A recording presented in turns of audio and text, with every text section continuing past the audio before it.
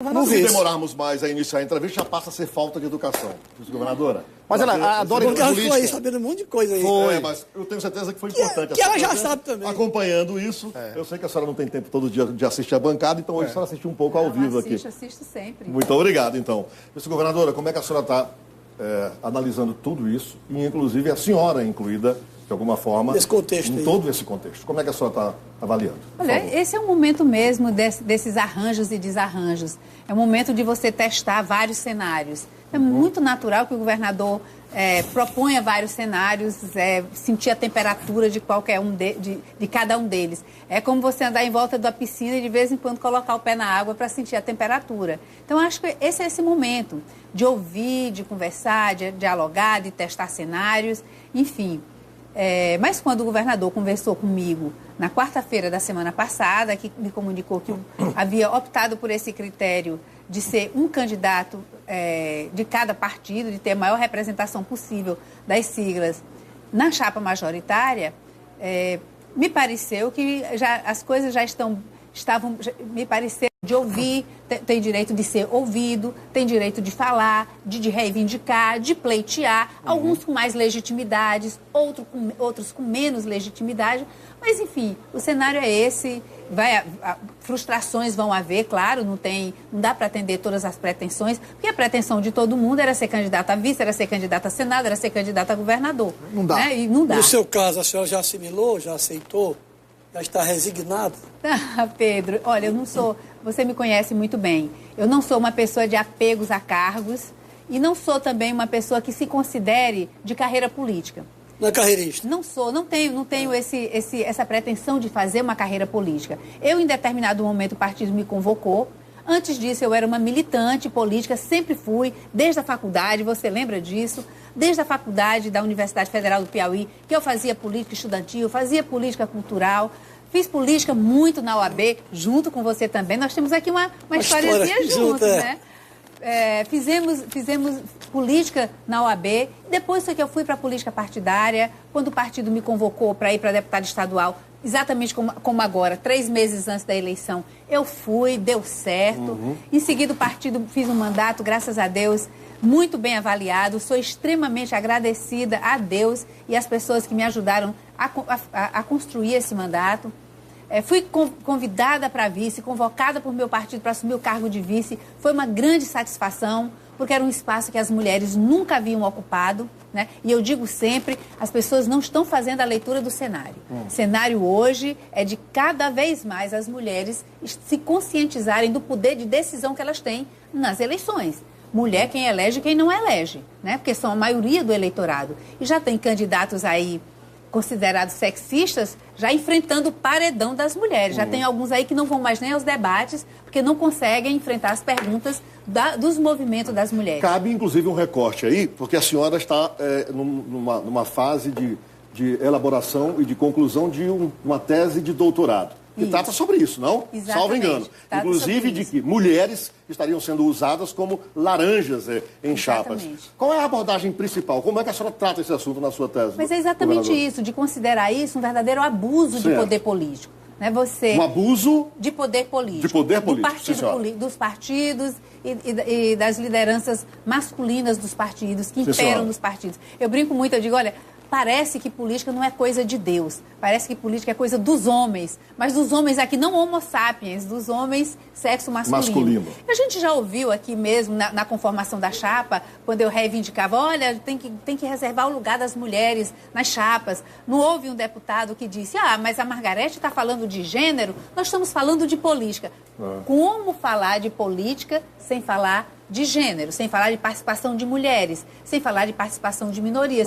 Política é participação. Mas a senhora não Quem não considera... perceber essa mudança dessa realidade, olha, vai levar um susto nas urnas. Mas já que há, inclusive hoje, um grande debate sobre também a qualidade da política que se faz, vice-governadora, a questão inclusive intelectual, a senhora não acha que o pressuposto não é só o de ser mulher, mas de ser uma mulher que possa acrescentar. Eu já vi, inclusive, de uma mulher, deputada, salvo engano, deputada Flores. Olha, não basta ser mulher para ser política. Preciso ser mulher e acrescentar a isso uma série de outras qualidades. A senhora não concorda com isso? Olha, eu até concordo que sim, mas eu coloco de outro ponto de vista. Por que não se exige isso dos homens? Que não se exige? Não se exige isso dos homens, claro que não. Basta ser homem e não, pode ser basta ser homem e pode ser candidato. A mulher tem que ser uma mulher super meritória. Tem que ser E uma homem mulher não, né? super qualificada. Tem que ser uma mulher que faça tal discurso. Parece que tem ali um checklist. Para uma mulher ser candidata, ela tem que ir ticando aquele checklist, que não se exige dos homens. E esse é um discurso das mulheres também. De, não basta ser mulher, tem que ser esse discurso, tem que ser a favor disso,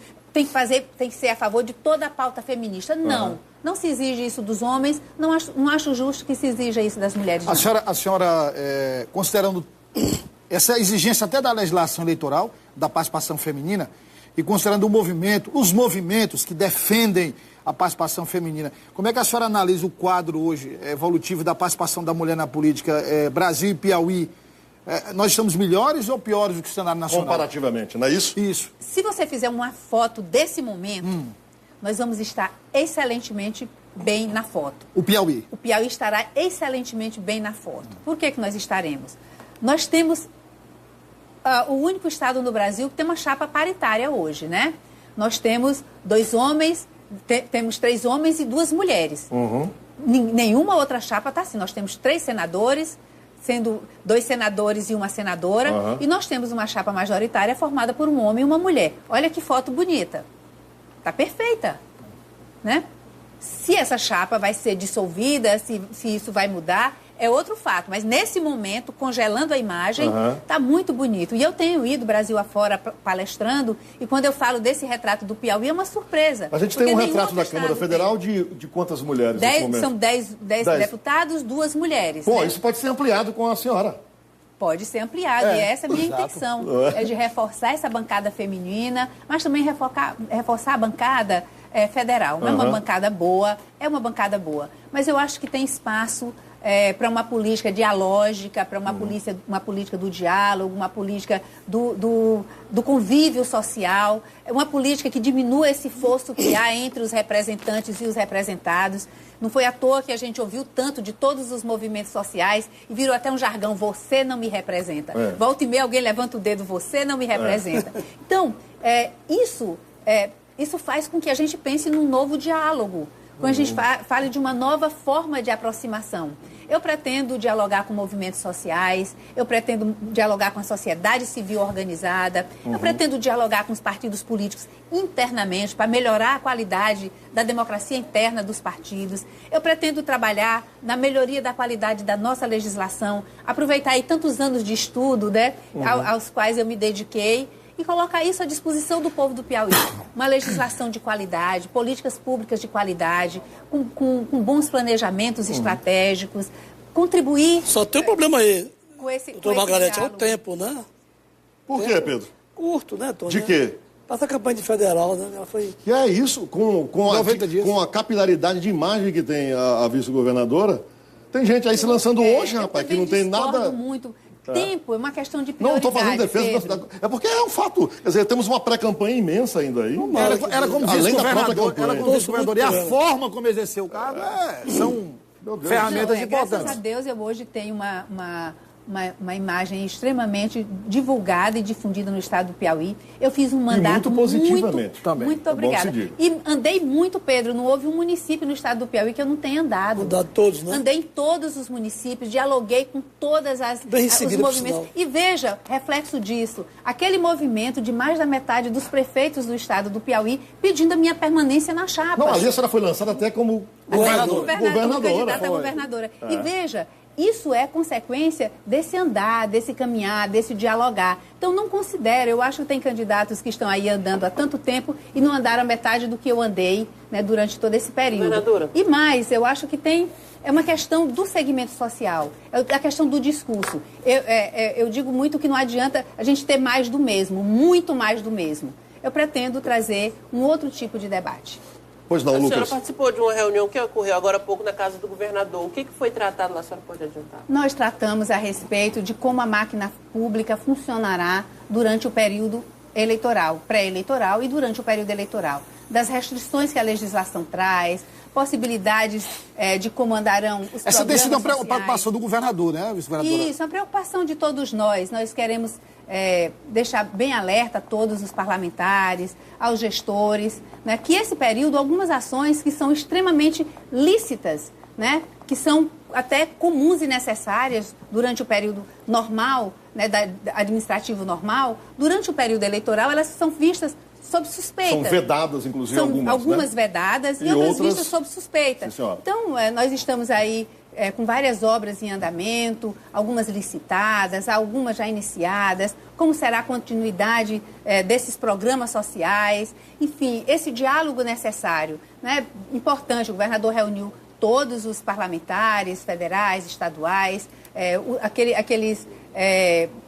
aqueles que estão na administração pública, em alguns espaços mais próximos, né? Ali a Secretaria de Administração, de Governo, Comunicação Social, aquelas que estão mais ligadas diretamente a essas áreas onde as condutas vedadas são mais importantes, né? São mais, estão mais claramente postas.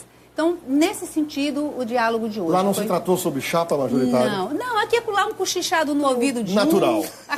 Mas não era a pauta. Não era a pauta. E não foi pauta, né? Não foi. E não vazou. Mas as conversas paralelas de pé de ouvido, eu até andei esticando meu ouvido para ver se eu ouvia são inevitáveis. algumas, mas não consegui. Não captou nada. Tenho meu bom ouvido. Não é que a senhora não tem um bom ouvido, talvez não seja treinado o suficiente para a senhora ouvir e captar essa... A sua presença enobrece a bancada. Obrigada, Pode sempre, é um muito prazer. obrigada. E Já boa está, sorte para a senhora e vamos... Já está convidado para a Conversa Franca. Conversa franca. mas Olha chamada só, aqui. Aí, tá vendo, maravilha. Pedro? Você não fez a pergunta, Pedro Alcântara. O Tony disse que o tempo Isso, acabou. Você tem todo o direito de sempre encerrar a entrevista, fazer a pergunta, Pedro Alcântara. satisfeito. Mas já foi o tempo. Estou já. satisfeito, satisfeito. O decano tem esse... Pedro, não vai me brindar com a pergunta? Pois é. Perguntei.